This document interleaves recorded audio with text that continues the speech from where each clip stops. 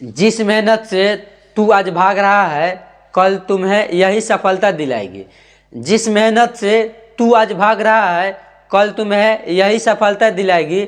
झोंक दे इस आग में, झोंक दे इस आग में, यही आग कल तुम्हारा हीरा बनाएगी।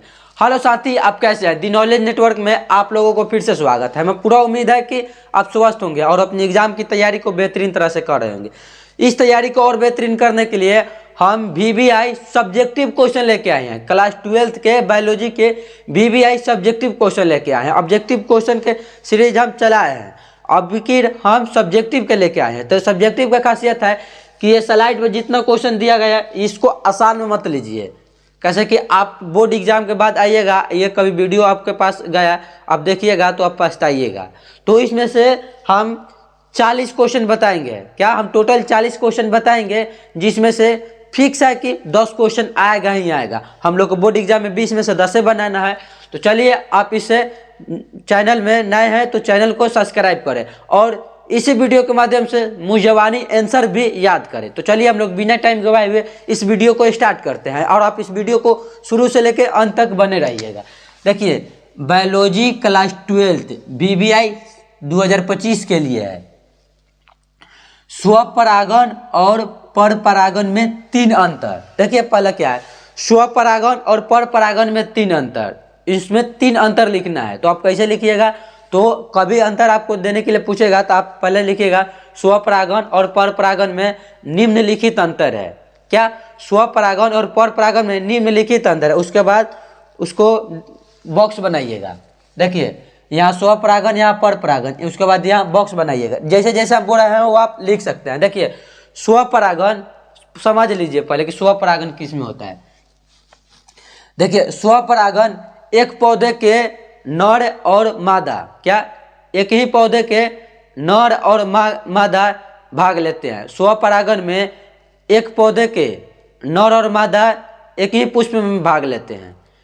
एक पौधे के नर और मादा एक ही पुष्प के भाग लेते हैं या एक ही जाति के भाग लेते हैं, उसे स्वपरागन कहते हैं। देखिए, एक पौधा के नर और मादा, ठीक, एक ही जाति के भाग लेते हैं, वह स्वपरागन कहलाता है। देखिए, एक पौधा में नर और जाति को अलग अलग पुष्प के भाग लेते हैं, यानी कि अलग अलग जाति के आके भाग लेते हैं, वह परपरागन कहलाता है। ठीक। दूसरका देखिए, दूसरका में क्या है, स्वपरागन में द्विलिंगी अवश्य होगा, इसमें द्विलिंगी अवश्य होगा, लेकिन परपरागन में ये कोई जरूरी नहीं है। इसमें द्विलिंगी होगा भी और नहीं भी हो सकता, इसका कोई आवश्यकता नहीं है। ठीक।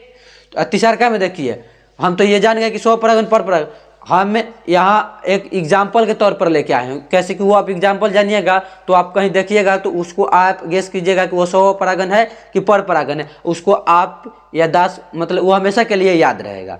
ठीक। तो स्वपरागन में है टमाटर। देखिए, जितना ठंडा मौसम में होता है वह लगभग स्वपरागन होता है, जितना ठंडा मौसम में होता है वह स्वपरागन है। देखिए, टमाटर ठंडा में हो रहा है तो वह स्वपरागन है। गेहूं स्वपरागन है, आलू स्वपरागन है, टमाटर स्वपरागन है। यह है एग्जाम्पल है। तो स्वपरागन में आप एक अंतर में एग्जाम्पल भी दे सकते हैं। देखिए, परपरागन में क्या है, परपरागन में मक्का, परपरागन में मक्का है।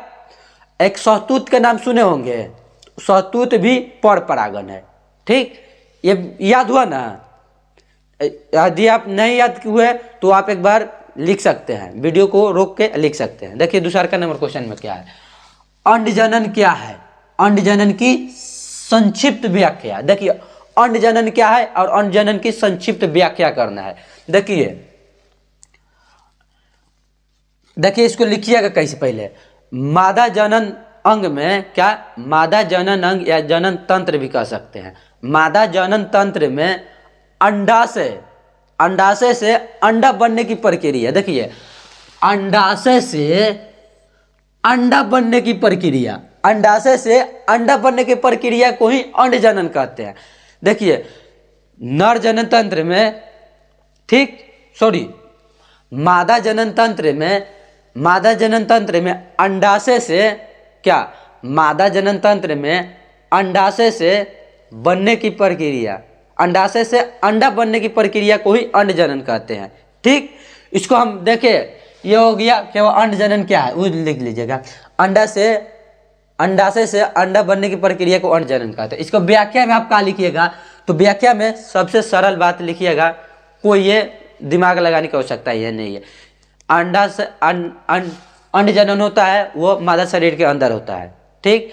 ये हमेशा मानसिक चक्र यानी कि 28 दिन पे ये बदलते रहता है, मतलब क्या हर 28 दिन पर नए अंडे का उत्सर्जन होते रहता है। तो इसके ही यही 2-3 लिख दीजिएगा, उसका व्याख्या हो गया, ठीक। उसके बाद क्वेश्चन नंबर 3 को देखते हैं। क्वेश्चन नंबर 3 में क्या है, स्त्री जनन तंत्र का एक नामांकन चित्र बनाए। देखिए ये बहुत जरूरी है, स्त्री जनन तंत्र का नामांकन चित्र बनाए। नामांकन चित्र तो बना लेते हैं, उसको नाम भी याद रखिएगा। हम इस वीडियो के माध्यम से ट्रिक्स के नाम याद करा देंगे, ट्रिक से याद कराएंगे, ठीक है। कैसे क्या है स्त्री जनन तंत्र, तो स्त्री जनन तंत्र के पहले हम संरचना बनाएंगे, ठीक। स्त्री जनन तंत्र के हम लोग संरचना बनाएंगे,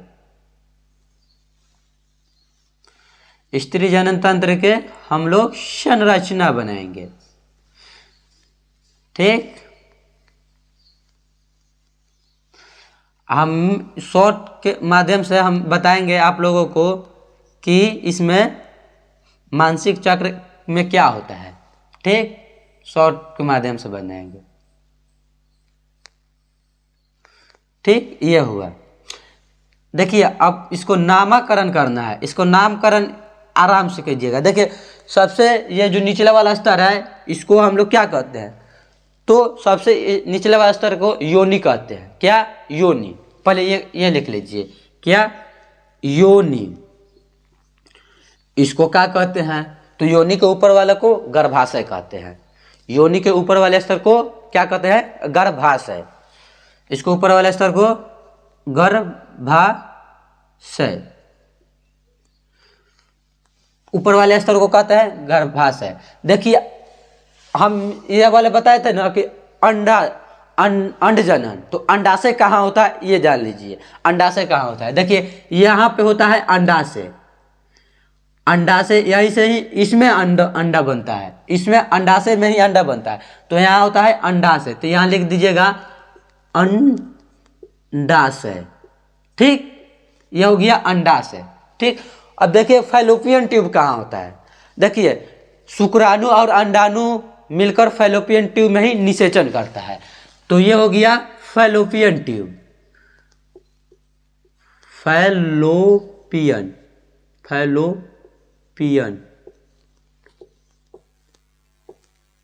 फैलोपियन ट्यूब अदफ होगा, ठीक। इस क्या हो गया, फैलोपियन ट्यूब। देखिए इसको हम लोग क्या कहते हैं, इसको हम लोग तुम्बिका कहते हैं। इसको क्या कहेंगे, तुम्बिका। तुम्बिका, देखिए तुम्बिका फैलोपियन होगा, इसको कहते हैं तुम्बिका। देखिए जो अंडाशय होता है जिसके माध्यम से उधर मतलब पकड़ा होता है उसको हम झालर कहते हैं। देखिए इसका फिंगर मतलब झालर के समान रहता है, तो इसको हम लोग झालर कहेंगे। झालर कहेंगे का, झालर। झालर या हम लोग अपने भाषा में कहते हैं, इसका ओरिजिनल नाम झिल्ली है, झिल्ली, ठीक। झालर या झिल्ली, झालर भी आप लिख सकते हैं। देखिए उसके बाद हम लोग इसको क्या कहेंगे, 5 लग। देखिए आपको 3 नंबर में आएगा तो 5-7 केवल नामकरण कर दीजिएगा तो आपको नंबर मिल जाएगा, ठीक। तो यह है अंतःगर्भाशय, अंतःगर्भाशय, यह है अंतःगर्भाशय, ठीक। उसके बाद ये क्या हो गया, ये गर्भाशय पेशी हो गया, यह है गर्भाशय पेशी, गर्भाशय पेशी।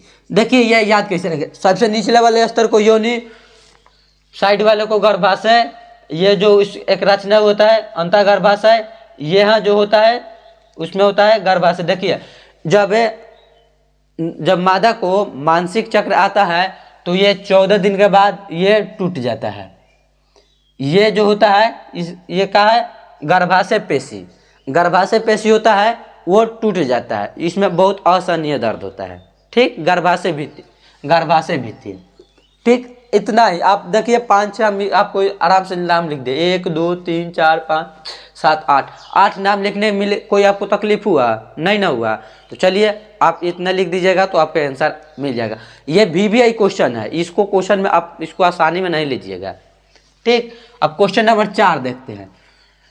शुक्र जनन और अंड जनन में अंतर लिखे। शुक्र जनन और अंड जनन में अंतर, देखिए इसको हम लोग लिखिएगा कैसे। शुक्र जनन और अंड जनन में अंतर लिखकर डैश मतलब बॉक्स बना दीजिएगा। ठीक, लिखिएगा शुक्र जनन ये होता है नर में होता है, ये मादा में होता है। ठीक, ये नर में होता है, ये मादा में होता है, ये वृषण में होता है, ये अंडाशय में होता है। वृषण में होता है, अंडाशय में होता है। इसमें होता है 13 से 16 वर्ष के बीच में शुक्राणु का निर्माण होने लगता है। देखिए यहाँ है 12 से लेके 13 के बीच में, या 13 से लेकर 16 के बीच में, या 12 से लेकर 13। देखिए ये जो अंड जनन होता है, ये मादा के जनन लेने से यानी कि महिला के जनन लेने से पहले से ही उसमें उसमें अंड जनन हो जाता है। लेकिन 13 और 16 के बीच में, सॉरी 12 और 13 के बीच में उनके एक रिलीज होता है, क्या हार्मोन्स रिलीज होता है, तो वो फिर सक्रिय हो जाता है। लेकिन जैसे किताब में लिखा गया है कि जो अंड जनन होता है वह महिला के जन्म लेने से मतलब जब शुक्राणु और अंडाणु जाकर मिलता है फैलोपियन ट्यूब में, उसी समय अंड जनन का मतलब निर्माण हो गया होता है। लेकिन उसके बाद 12 या 13 वर्ष के बाद में इसको हार्मोन्स रिलीज करता है तो वो फिर से एक्टिव हो जाता है। ठीक, इसका 13 से 16 है, इसका 12 से 13 है, ये याद रखिएगा। ये देखिए इसको अंदर मतलब अंदर में जाकर पढ़िएगा तो वो पढ़ने के लिए मिलेगा।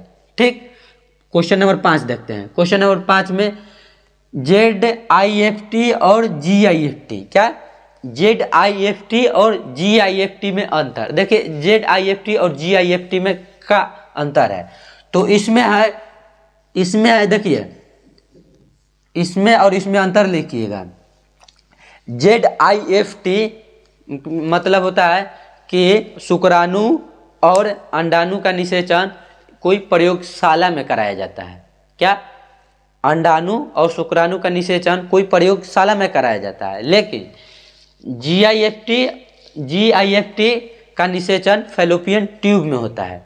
देखिए उसके बाद GIFT का अंडाणु और शुक्राणु का निषेचन कराकर आप किसी महिला के किसमें गर्भाशय में बेच सकते हैं या फैलोपियन ट्यूब में जाकर डाल सकते हैं।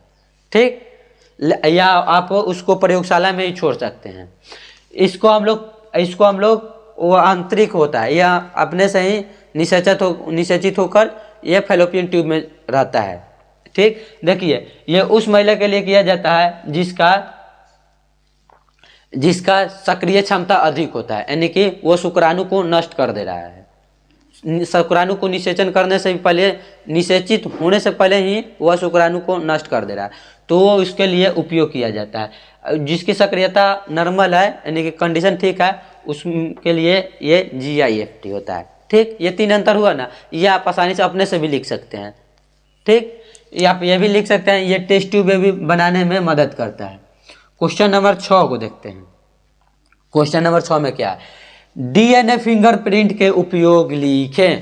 क्या DNA फिंगरप्रिंट के उपयोग लिखें। तो इसमें आप कैसे उपयोग कीजिएगा, DNA फिंगरप्रिंट का उपयोग कैसे कीजिएगा।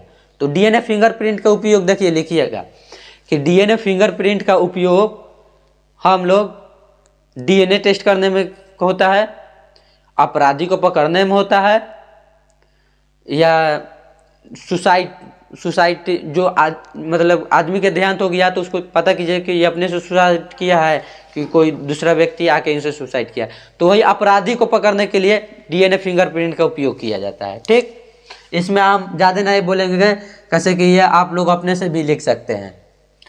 उसके बाद क्वेश्चन नंबर 7, tRNA, mRNA और rRNA में अंतर। तो ये RNA का 3 भाग है, राइबोसोम का 3 बेस पेयर है, यानी कि नाइट्रोजनी क्षार कहते हैं। ठीक, तो ये 3 भाग है, तो इसको हम लोग कार्य पूछेंगे, उसको डीपली में नहीं जाएंगे, कार्य पूछेंगे इसका कार्य क्या होता है। तो आरएनए का कार्य होता है प्रोटीन का निर्माण। आरएनए का कार्य होता है, आरएनए का काम होता है प्रोटीन का निर्माण। ठीक। उसके बाद एमआरएनए, तो एमआरएनए का काम होता है अनुवांशिक गुणों को लाना। एमआरएनए का काम है अनुवांशिक गुणों का लाना। एमआरएनए का फुल फॉर्म भी लिख लीजिए, messenger ribo nucleic acid. RRNA के राइबोज न्यूक्लिक एसिड, टीआरएनए के ट्रांसफर राइबोज न्यूक्लिक एसिड। उसके बाद टीएनए का कार्य देखते हैं, तो टीएनए का कार्य प्रोटीन संश्लेषण में मदद करता है। ठीक, प्रोटीन संश्लेषण में मदद करता है।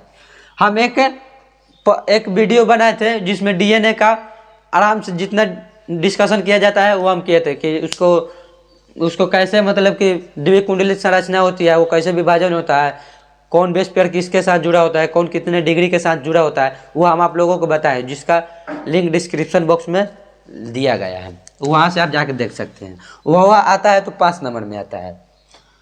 क्वेश्चन नंबर 8, समजात अंग क्या है, उदाहरण सहित बताएं। देखिए समजात अंग क्या है, जब जीव और पौधे के अंग, देखिए इसमें अंग समान होता है। क्या? अंग की संरचना समान होता है। समजात अंग में अंग की संरचना समान होता है लेकिन कार्य अलग अलग होता है। समजात में अंग की संरचना समान लेकिन कार्य अलग अलग होता है, वह समजात अंग कहते हैं। उदाहरण में समझ लीजिए, उदाहरण में क्या लीजिएगा, मनुष्य का भुंजा, यानी कि मनुष्य का बाह, ये जो बाह है ना, इसको हम लोग बोलते हैं मनुष्य का भुंजा। पक्षियों का पंख है। उसके बाद घोड़े का अग्रपाद, यानी कि घोड़े का अगला पैर, यह सब समजात अंग में है। इनका संरचना सेम है लेकिन कार्य अलग है। ठीक। उसके बाद समवर्ती अंग या विसमजात अंग भी कहते हैं। देखिए विसमजात अंग को या समवर्ती अंग कहते हैं। बायोलॉजी में होता है कि नाम चेंज कर देता है, तो आप नाम पे थोड़ा गौर करके जाइएगा। कैसे कि 1 फरवरी का आप लोगों का एग्जाम है, नाम गड़बड़ाइएगा तो पूरा आप गड़बड़ा जाइएगा। ठीक। समवर्ती अंग या विसमजात अंग, तो इसमें क्या होता है, संरचना अलग अलग होता है लेकिन कार्य सेम होता है। इसमें संरचना अलग होता है लेकिन कार्य सेम होता है। तो इसका हम लोग क्या बोलेंगे, इसका संरचना अलग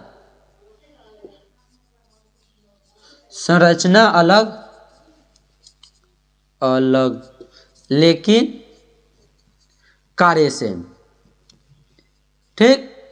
उसके बाद इसको हम लोग उदाहरण देंगे, तो इसका उदाहरण है कि तितली का पंख और पक्षी का पंख। ठीक। तितली का पंख और पक्षी का पंख और चमगादड़ का पंख, सबका संरचना अलग है लेकिन सबका काम है कि उड़ना है। ठीक। आगे देखिए क्वेश्चन नंबर 10 में देखिए, खाद और जैव उर्वरक में अंतर। खाद और जैव उर्वरक में अंतर क्या है? देखिए खाद और जैव उर्वरक में अंतर, आप लोग बिहार से हैं तो ये तो हमें पूरा उम्मीद है कि आप लिख लेंगे, लेकिन हमें जो फर्ज है वो बनता है कि बताएं, तो हम बता रहे हैं, आप लिखिए। देखिए खाद और जैव उर्वरक में अंतर लिख लीजिएगा। इसमें खाद में लिखिएगा जंतु और पौधे के मृत अंग से बनता है खाद। देखिए पौधे या जीव जंतु को जो डेट कर गए हैं वो माटी में दब गए, सड़ गल गए, तो वो खाद बन गया। जैव उर्वरक में रासायनिक क्रिया के द्वारा बनता है। आप ये भी लिख लीजिएगा कि ये प्राकृतिक है, ये मानव निर्मित है। ठीक। 3 आंसर लिखना है, इस प्राकृतिक है, ये मानव निर्मित है। ये अधिक खतरनाक होता है। ये जो है जैव उर्वरक अधिक खतरनाक होता है क्योंकि ये रासायनिक पदार्थों से मिलकर बना होता है। ठीक। तो हमें पूरा उम्मीद है कि आपको ये सभी आंसर याद होगी। यदि ये आंसर याद नहीं हुआ, आप हैंड रिटन नोट्स चाहते हैं तो हम फ्री में देंगे। बस एक बार इस नंबर पे मैसेज कर दीजिएगा 7296055463। यहाँ पे नाम, डिस्ट्रिक्ट नेम लेकर भेजिएगा कि बायोलॉजी के नोट चाहिए, तो हम आप लोगों को दे देंगे फ्री में। आप पढ़ के बढ़िया मार्क्स ले आइए। और पूरे वीडियो देखने के लिए धन्यवाद।